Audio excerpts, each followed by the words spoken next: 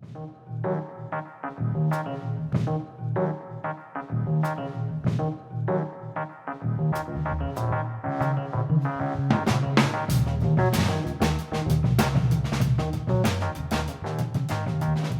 and welcome to another episode of Carpet City Cinema, a Gila Films podcast. I'm David Weaver, and I'm recording this on May 8th.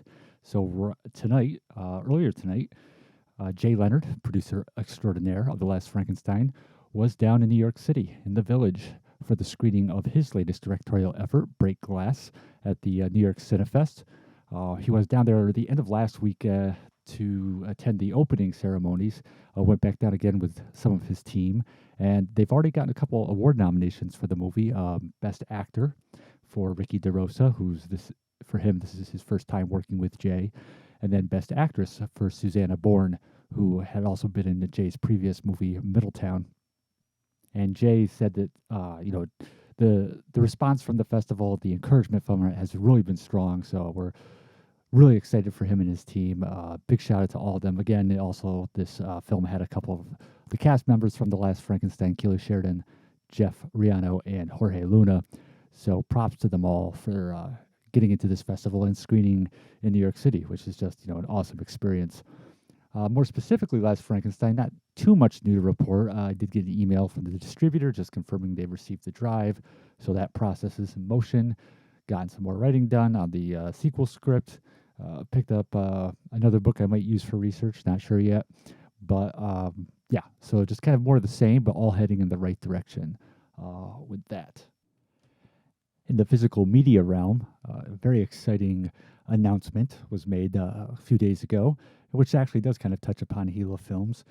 Coming to Blu-ray from Film Masters, double feature release of two 1959 classics of the exploitation genre, The Giant Gila Monster and The Killer Shrews. And when I was younger and I made short films, I always called my production company Gila Films just because I was a fan of The Giant Gila Monster.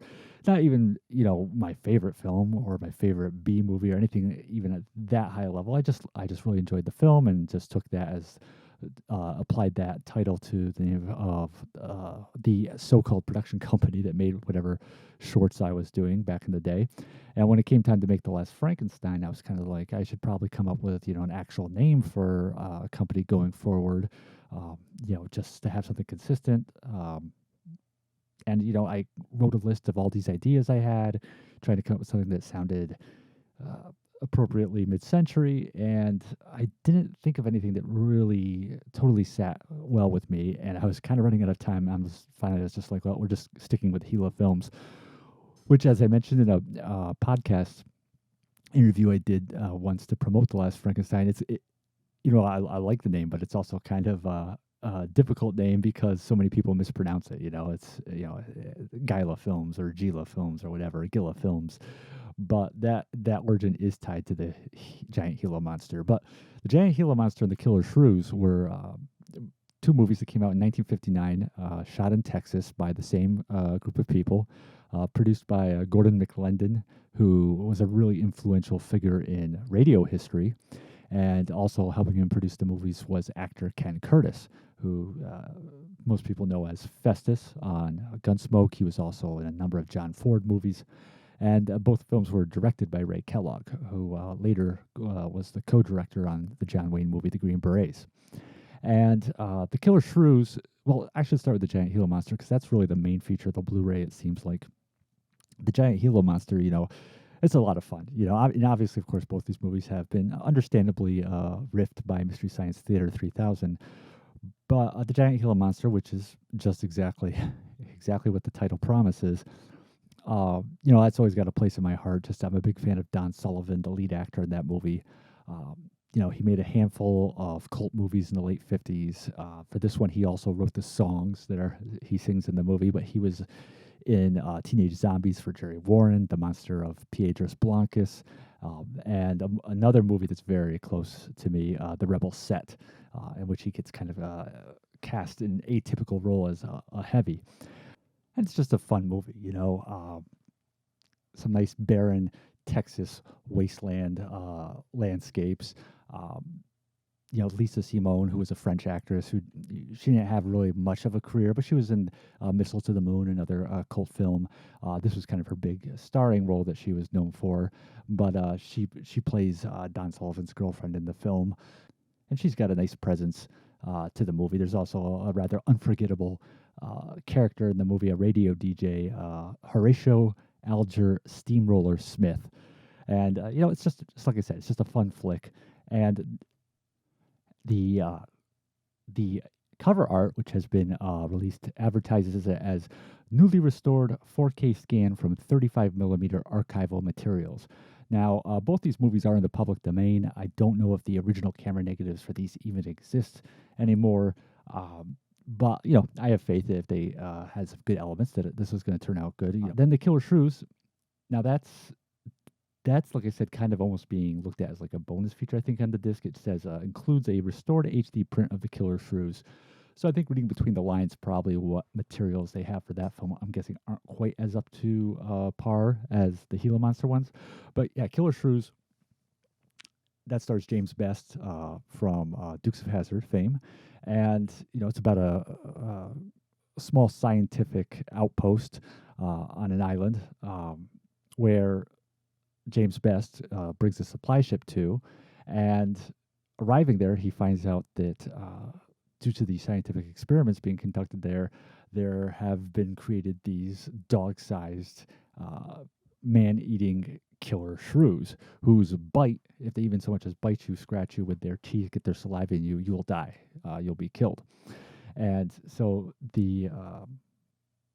this small group of people have to basically barricade themselves inside a house while these shrews are trying to get in and eat them. It's a film which it definitely definitely has its issues, especially with the acting department.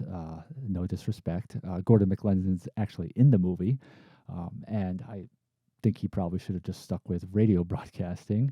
And Ingrid Good, hopefully I'm not mispronouncing that. She's the leading lady, Swedish actress. She she also probably wouldn't necessarily take home any awards for her performance. But the thing about this movie that I like is, despite the issues with the acting, some people, of course, talk about the killer shrews themselves, which are basically like, dogs wearing costumes. But the thing that I always enjoyed about this film is it definitely does still have this bleak, overbearing tone to it. Again, the parts of Texas that this and the giant Gila monster were filmed in, it doesn't feel like the parts of Texas you're used to seeing in movies of that time, where it might be more of kind of like the classic landscape of a Western film. Instead, this is kind of like just like the barren, desolate stretches of Texas. And so you have these people holed up in this house where this, man-eating enemy, unnatural enemy, is trying to force its way in, and against this kind of like very, very stark environment. It kind of almost reminds you in some ways of a movie like Night of the Living Dead, which obviously is a much more successful film, but it still kind of plays on a lot of the same strengths that Night of the Living Dead would better capitalize on.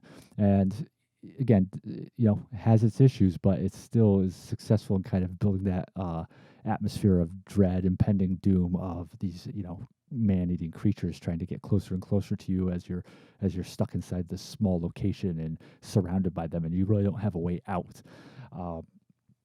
Also, the film also features an appearance by Baruch Lumet, the father of famed director Sidney Lumet, director of 12 Angry Men, and The Verdict, and so many other films. He's in it as well. And Ken Curtis, who I mentioned before, Festus, he's also in the film. So the bonus materials they're announcing for this disc includes a documentary on the director of these two films, Ray Kellogg. It's called Ray Kellogg, an Unsung Master. And this is coming from Ballyhoo Motion Pictures, which is another great production company specializing in bonus features for cult films, genre films.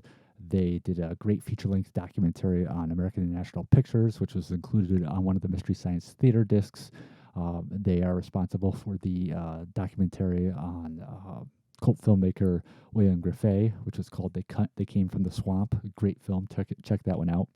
And this documentary is written by C. Courtney Joyner and narrated by Larry Blamire, who is, of course, the filmmaker behind the Lost Skeleton of Cadaver films, and who is, of course, a huge fan of cult cinema. It's going to come with full commentary tracks on both films, a booklet with essays, and the films will be presented both of their original theatrical aspect ratio, but also in an Academy ratio as well. So yeah, I'm really excited for this. It's coming out September 26th, and this is coming from a label. I think it's a brand new label called Film Masters. Don't really know much about them. Hoping though that that this will turn out to be a strong release. Obviously, they have a lot of really impressive extras lined up with some quality people behind them. So keeping the faith that this will all turn out really well, and maybe even be the beginning of a whole line of these titles from this newer company.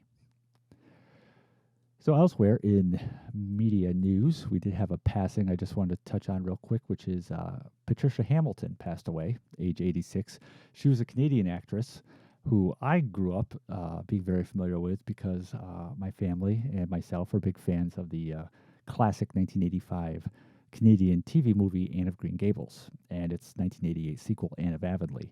And in those, Hamilton played Rachel Lynde, the neighbor and friend of Marilla Cuthbert, Collie Dewhurst's Marilla Cuthbert, who of course is the woman who adopts the Anne of the title of those films. And these were produced by Kevin Sullivan, who continued to create Anne of Green Gables product over like 30 years.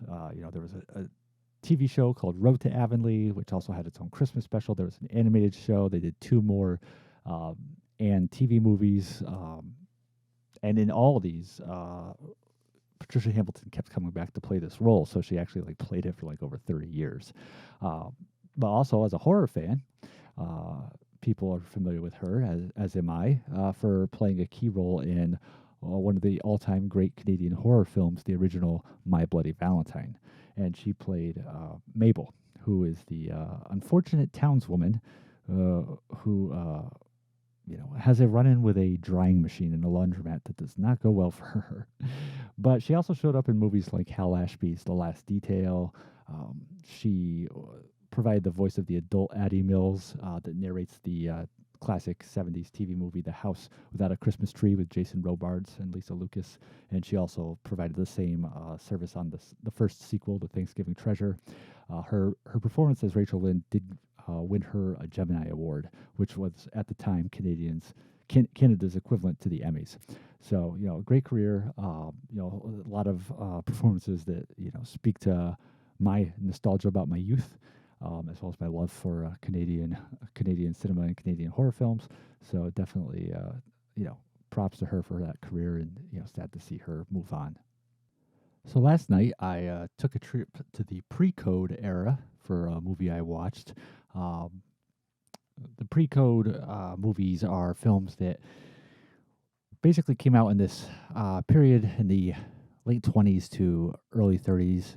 You could even say, I guess it goes back before that, but films that predated the enforcement of the production code, which was basically an attempt by the studios to avoid the government getting involved in restricting content in their films, so they themselves engaged in self-censorship by creating the production code, which basically was a list of moral standards for film content. Things like limitations on sexual displays in films, limitations on nudity, swearing, the depiction of corruption among authority figures. And although the production code had existed prior to 1934, it was really that year when they really started cracking down and heavily enforcing it. And some people consider the pre-code era as kind of starting with sound films. I guess if you want to look at it on a bigger scale, you could say anything before all films, going back to the origin of films, are technically pre-code. But usually when people talk pre-code films, a lot of times they're referring to the sound era, not necessarily silence as much, although silence could get away with some of obviously the same content as in the pre-code era. These pre-code movies could do things that you wouldn't see for the next 20 years in films as much. They would have characters who were gay. They would have language in them, swearing. Not like dropping f bombs, but they could get away with a damn here and stuff. Um, they had anti-heroes like James Cagney's character in The Public Enemy. They dealt with issues that would become more controversial later on, things like drug use. They would, in their depictions of violence, could get away with more, be a little more gruesome. You see that in some of the pre-code horror movies like Murders in the Zoo, where a guy has his lips sewn together.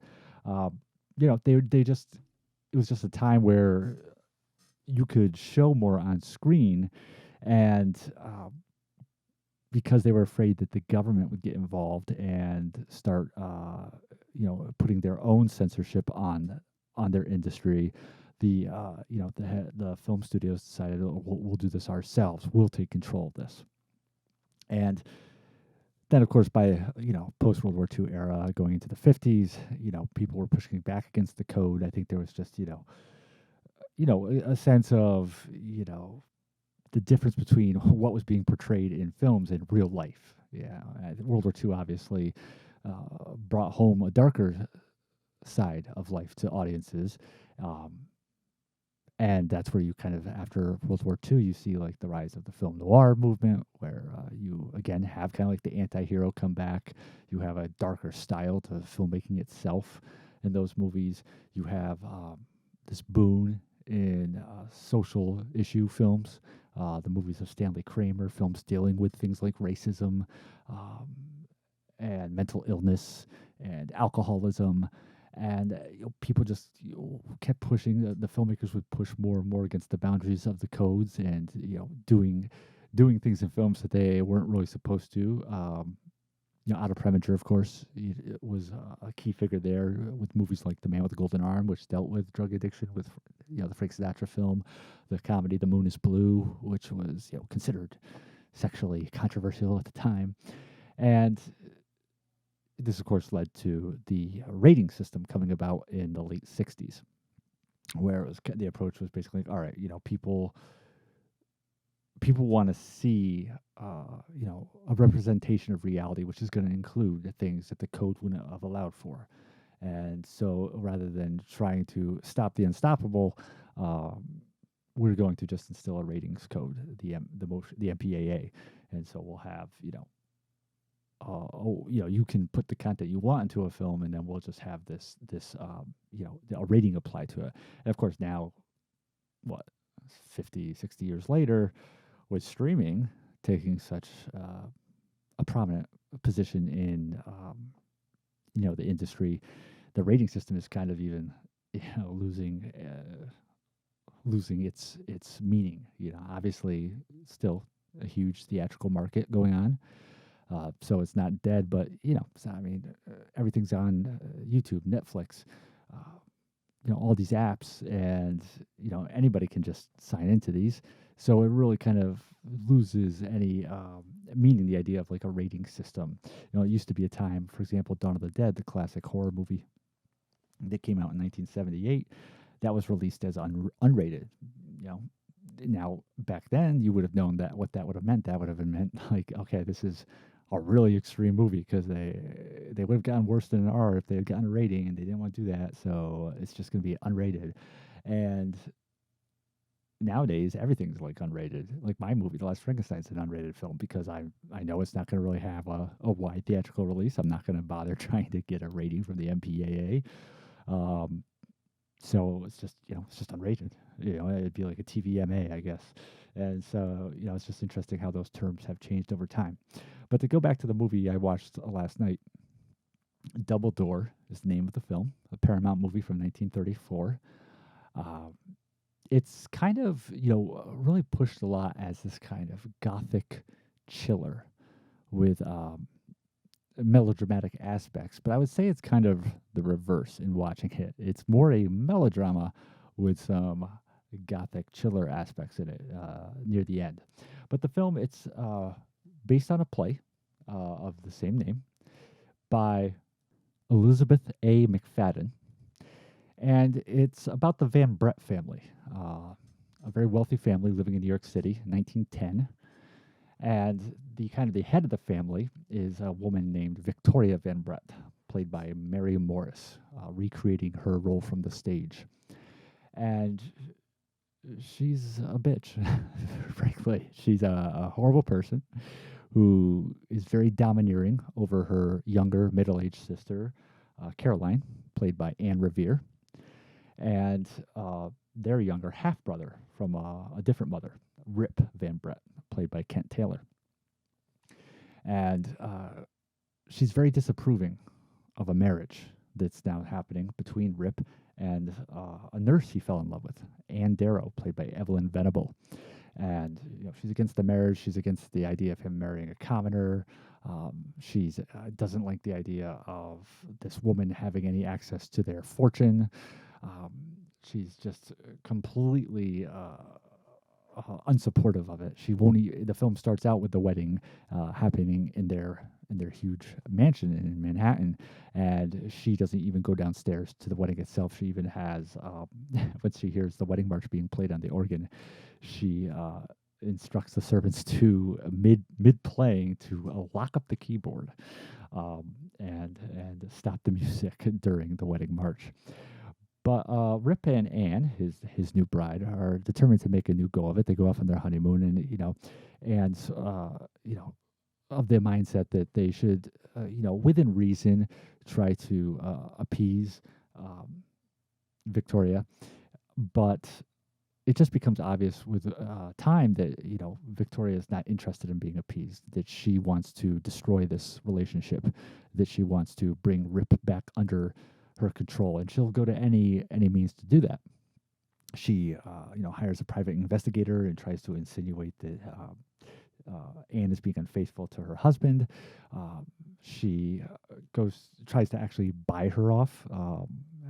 Has her lawyer, this is even before the wedding even happens. You hear about this, that she tried to pay her to just back away, and eventually concocts a rather nefarious plan rather quickly, which is kind of where the film gets a lot of its, kind of more horror-esque reputation from, of dealing with Anne by utilizing this hidden unknown vault, which is in their estate. So Victoria's father had built a soundproof room so that he could sleep undisturbed. And the only people in the house who know about it is Victoria and her sister Caroline. And we see this vault and hear about its history earlier in the film, very prominently displayed. And we learn about how Victoria punished Caroline by putting her in the vault when she was younger. And so that this chamber of horrors is going to play a key part in the plot later on. I'm not going to give away spoilers, but at the same time, I think you can kind of guess where this is all heading. It's a pretty short film. It's only 75 minutes, and I don't know to what degree it follows the play, which opened on Broadway the year before. It definitely, some of the films from this era, this is the post-sound era. People were just getting used to sound, and you see this kind of transition addressed in films like The Artist and Singing in the Rain. Different people, different studios, different artists were able to adapt to sound at different rates. Some people picked it up like it was nothing. It was just like, completely with ease at transitioning into sound. Other people, though, couldn't. They couldn't make that transition, or they struggled with it. And sometimes you see in these films from this period a sense of creakiness. That's a really great term used for some of these early sound films. They're just creaky. And this is one of those. It kind of has some of the weaknesses that you see in films of this era. Acting is definitely a big part of that. Mary Morris, they waited for her to finish up her stage run of this, just to make sure that she would be cast in the film. And this was the only movie she ended up ever making. They had plans after this movie to kind of turn her into a female Boris Karloff. This was a Paramount film. Karloff was over at Universal, and she didn't really care for the Hollywood scene, so she just ended up going back to the stage and never acted again in a film. But her performance is and I can say the same for some of the other weaker performances. They just lack nuance to them. Same thing goes for Anne Revere playing her sister Caroline. Anne Revere, this was her film debut. She was the only other cast member in the film who had come over from the stage production, and she would go on to have a really successful film career in the 40s. She was won the Best Supporting Actress Oscar for National Velvet, got another nomination for The Song of Bernadette, showed up in films like Body and Soul, Gentleman's Agreement, before unfortunately falling victim to the Hollywood blacklist during the communist witch hunt era, which really derailed her career. She basically went throughout the entire 50s pretty much.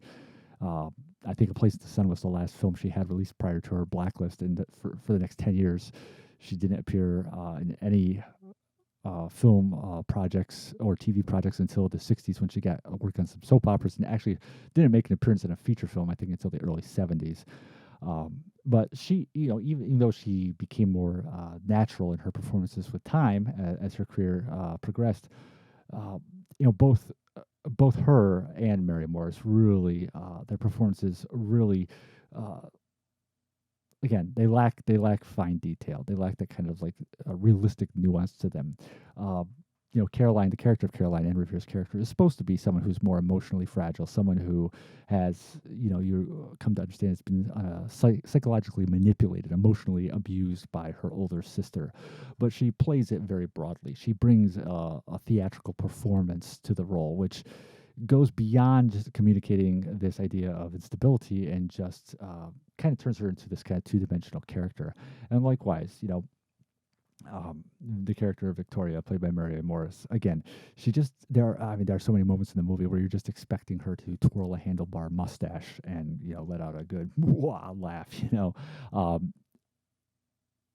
It's something that disconnects you from the narrative because it turns them kind of into two-dimensional characters. It turns Victoria into kind of like almost like a Grimm brothers wicked stepmother type of part without really any depth to it. And because they are two-dimensional, you kind of come away just wondering why the people who are being persecuted in this film don't do more to stand up to this evil woman Victoria. So there's a flashback scene which kind of shows how she also psychologically abused Rip, her half brother, following their father's death, and how this has kind of had an impact on him growing up, why he constantly feels the need to kind of give in to his older half sister's demands, in addition to the fact that she also controls the family purse strings. But this is only very briefly touched upon throughout the course of the film's 75-minute runtime. So what you're left with is characters who you're supposed to sympathize with, Rip, his new bride, Caroline, the younger sister, but you just basically, even though you're supposed to sympathize with them, it's hard to really feel for their plight because you just constantly are, you're sitting there watching this older woman manipulate them, and you're like, why don't you just like leave? Slap some sense into her, push her down a flight of stairs, pull a Richard Widmark on her. I mean, there's a scene where Caroline catches the bridal bouquet at the wedding, and she shows it to Victoria, and Victoria just points to the fireplace, and Caroline just sadly walks over and puts the bouquet into the fire. And it's that kind of thing where if we had spent more time really digging into the backstory of Rip and Caroline growing up underneath the rule of this evil woman, and if we had spent more time kind of even showing how Victoria became the way she is, it would add so much more to the proceedings. But because everything's kind of like communicated to you in shorthand, this is the evil, wicked stepsister or older sister, however you want to look at it, and these are the the fragile, innocent young victims. Again, it just kind of turns everything to kind of two-dimensional and kind of takes away a sense of reality from the proceedings, which in turn it diminishes your ability to relate to what's going on, to relate to the plight of the characters, which is important because you're supposed to, when you see them being victimized, you're supposed to, empathize with them. You're supposed to see that as a situation you want them to overcome, but instead you just kind of like lose patience with them for just letting themselves be pushed around so easily by this almost cartoon character. And really the first full 2 acts of the movie going into like it feels like just like the last 20 minutes is really where things start picking up, kind of amping up. It kind of gets into that more gothic chiller territory. And prior to that, for like that, it seems like almost like the first hour, maybe it wasn't that long, it's just this kind of not exactly super dynamically paced procession of events of just the character of Victoria just being a jerk. Like I said, making her sister burn the bridal bouquet. She she gives a really cheap set of pearls as a wedding gift. She's trying to separate Rip from spending time with his new bride by just keeping him engrossed in family business matters, and trying to, like I said, hires a private detective to insinuate the affair. And it's just, one thing after another of just like, I'm going to make you miserable. I'm going to try to ruin this relationship, but without necessarily any, not in a way that's really engrossing. And I think if they had taken that time, whether it was through flashbacks or whether, just, starting the story earlier to really just spend time with showing, again, how these characters became who they were, how Victoria became what she was, how she developed her younger siblings into these victims, that would have been really a lot more interesting. It would have been a more interesting storyline, but it also would have led up to a more believable series of events as we get into the relationship between Rip and Anne. I don't know that, again, the film starts right at the wedding point, and they go off on their honeymoon, and they're gone for several months, and then they come back, and then the rest of the film's events take place over a relatively short time. I don't know that we needed that much runtime of the film just devoted to the relationship between, bride and groom, which it's not the only thing that the film focuses on in that 55 minutes, but it does take preeminence. And again, I think that if they had put more focus on just the backstory and shortened the attention on the marriage relationship and how that's being affected by everything, or just make the film longer. I mean, it's a 75-minute movie. You could have, put a lot more meat on the bone, just had a 90-minute movie, 95-minute movie, not unheard of back then. I think it would have been a lot more successful. And I know there are a lot of people who love, the performance of Mary Morris. It was, when the film came out, it was, got a lot of really good reviews. Her performance got good reviews. Like I said, they wanted to turn her into another Karloff. And to me, though, it just, speaks of, kind of like the weaknesses you can see in some performances of this early sound era, where it's just, again, not much nuance, not much detail, playing broadly. It comes as no surprise that her and Anne Revere are making their film debuts from theatrical backgrounds in this movie. Now, this was directed by Charles Vidor, hopefully I'm not mispronouncing, maybe it's Vidor, but let's go with Vidor. Why not? This was just his second feature-length film that he had directed, and he would go into a pretty successful career. He would do films like the classic noir Gilda with Rita Hayworth. He did Love Me or Leave Me, which is the acclaimed biopic with Doris Day and James Cagney. He did the hit film Hans Christian Andersen with Danny Kaye, and also Grace Kelly's last performance, The Swan. Unfortunately, he would pass away at a young age, only 58 when he died in 1959. And I won't oversell it. I'm not going to say this is a really stylishly directed film, but I will credit, you got to credit Vidor for being a director who's aware of the fact that I'm working in the film medium, right? Like, this is adapted from a play, but I can't just, shoot the play. And so there are moments with lighting in the film or with camera shots and compositions where he is definitely putting thought into that and, applying the knowledge of working in the cinematic medium as opposed to just the theatrical medium. There's a lot of little things he does with lighting to to enforce the concept of Victoria of being evil throughout the film. So again, I'm not going to say like this is like, oh my god, at least it's really incredibly directed. No, but it is made by someone who understands um, the medium he's working in.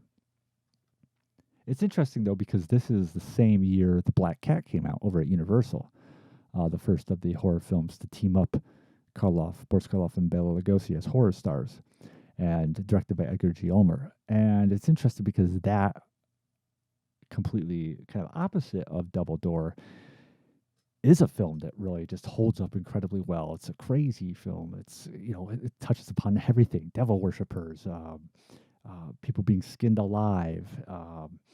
It's got a guy sleeping with the corpse of his bride. It's got Lugosi giving cast one of the few times he was cast as basically the sensitive, the lead, the good guy. And it runs even shorter than this movie. I think that movie's only like 60 some minutes. And it's incredible. And that is a very stylishly directed film by Edgar Ulmer, one of the princes of Poverty Row. So I don't think that some might say, well, you got to give Double Door a break. It's a product of its era. Well, The Black Cat was the same year and doesn't fall prey to a lot of the same issues that this film does. And of course, there are movies that even predate this that don't. So, watching Double Door, by no means was I bored. By no means am I saying this is a film you shouldn't check out. But it's definitely one I watch, and I think, like, I'm glad I saw this for its place in film history, its place in the pre-code era. Mary Morris was a known stage actress, so it's interesting to see her in a film, in her only film. But it's definitely not a successful film in terms of what it's trying to accomplish. In terms of the rest of the cast, I think Evelyn Venable and Kent Taylor, he's basically your male lead. He plays the half brother Rip, and he never quite seemed to make it as a lead in bigger productions. And of course, as time went on, he just kind of ended up working lower budgeted films. Did a lot of movies with Al Adamson, stuff like, as well as stuff like The Crawling Hand and The Phantom from 10,000 Leagues. He's he's capable in the part of like this kind of pushed around but trying to assert his independence half brother. I neither here nor there with his performance. I think it's interesting though because he has the moments where his part calls on him to do less is the moments where he's more effective. The more the movie needs him to be romantic lead or dramatic moment, it's where he comes across as more theatrical and more just the kind of typical early sound era performance of that sort. But in the moments where he's just kind of having a more conversational dialogue, he is more natural in those. There's a scene where he's talking with Victoria about the family business. They own a bunch of properties in Manhattan, and she's trying to, Victoria's trying to separate him from his wife by just forcing him to do all this work for the family business so he can't have any time with her. And he's commenting about, why don't we just hire an agent to handle these properties? This is ridiculous. I'm going to all these buildings, climbing up and down. I never see my wife. And she talks to him about, no, you are the agent that will handle these things. And he complains about the time crunch this is having on him. And she says, that's the price of wealth, is that, you might not have a relationship with, with your wife, with your bride.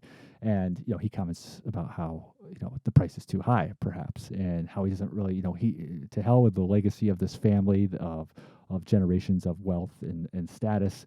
He doesn't really care about that.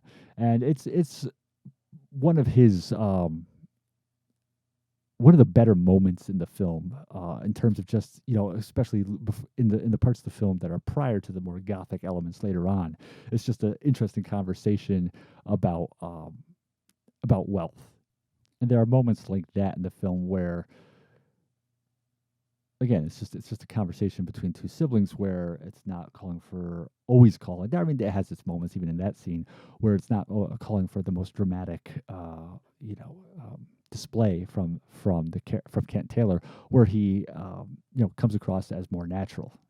It's interesting too because I thought around the same time was when Universal did The Raven with Lugosi and Karloff. That came out in '35, and there are moments in that film where like Lugosi again isn't being called upon to do the horror thing, isn't called upon to be leering at the leading lady or harassing Boris Karloff or whatever. Here he's just having conversations, just normal conversations with people, and he's really naturalistic.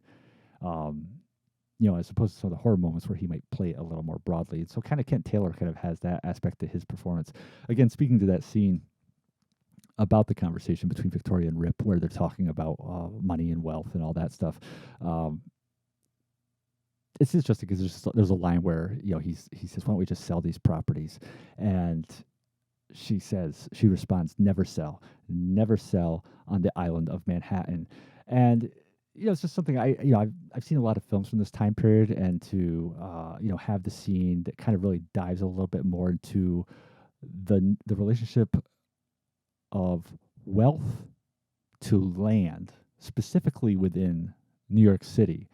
It's something that hasn't really been so explicitly addressed, I feel, at least not in the films I've seen from this era. And so that was an interesting moment. I think it was some of the writing that really stood out more to me throughout the film. But Evelyn Venable now, who plays Ann Darrow, the wife, who she also is famous for starring opposite Frederick March in Death Takes a Holiday, the classic 30s romantic fantasy film, which was remade much later, 60 years later, as Meet Joe Black with Brad Pitt. And she was also the voice of the Blue Fairy in Disney's Pinocchio.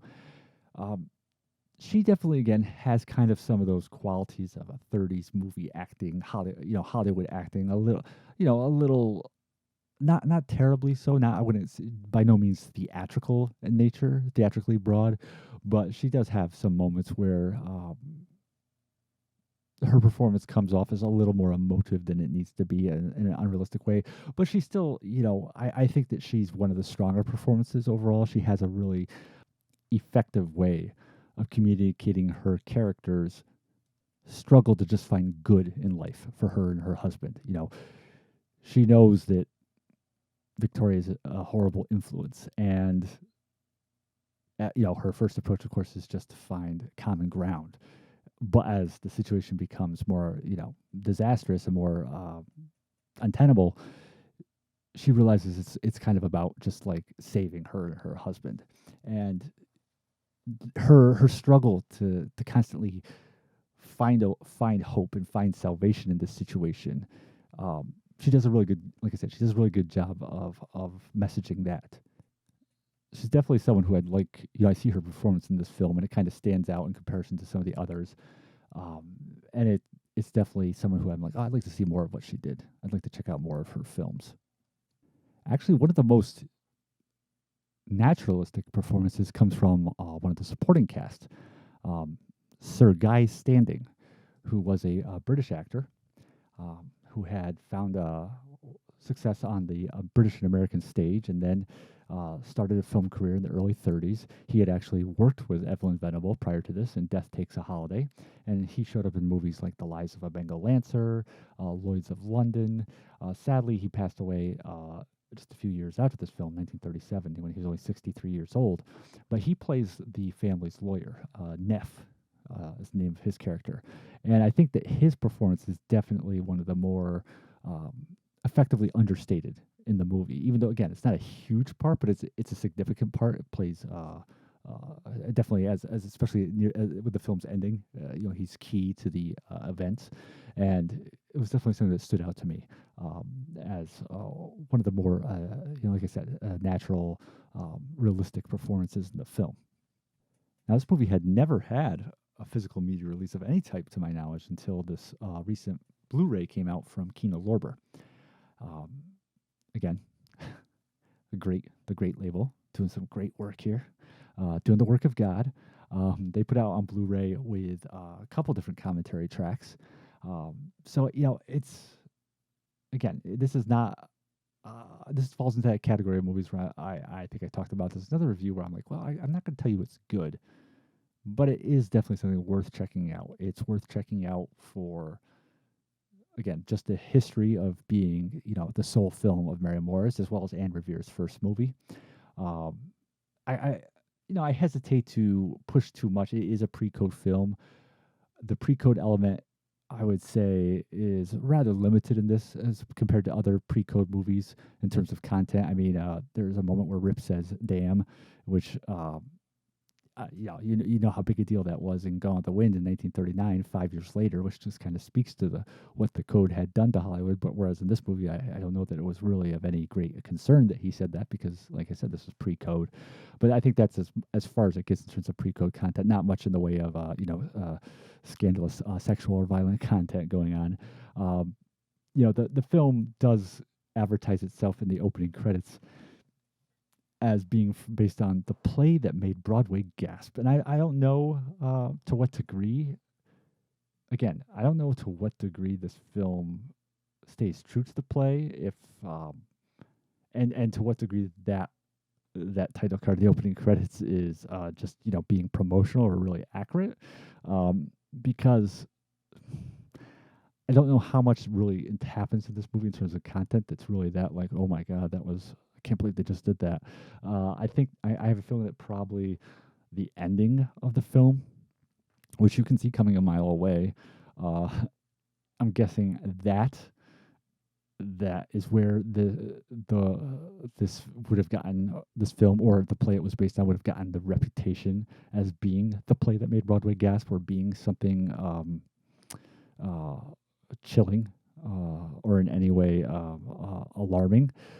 But I would not go into this movie hoping to find a definitively pre-code film. It is pre-code, again, but aside from like that dropping of the word "damn," I would not consider this film too the most representative of what the pre-code movies were like. I think there are a lot better examples out there.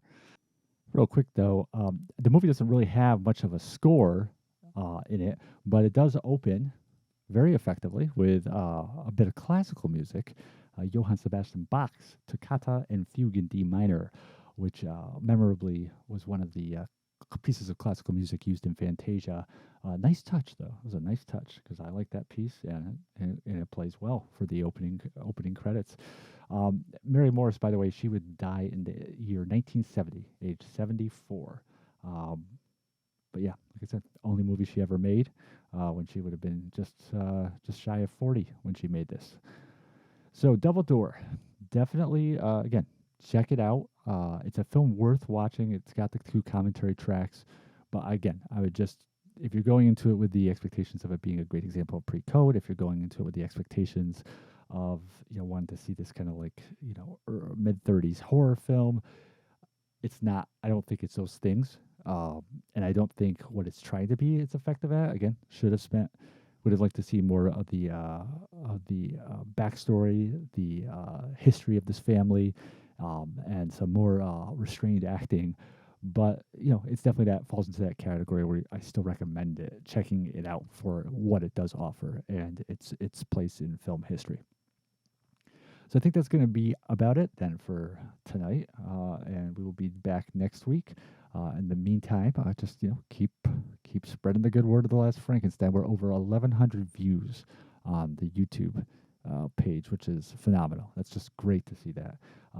And Jay is going to be giving me some footage that we didn't use in the making of on The Last Frankenstein, some of the interview footage. So I'm going to be cutting together some little videos that I'll be posting up to our YouTube channel.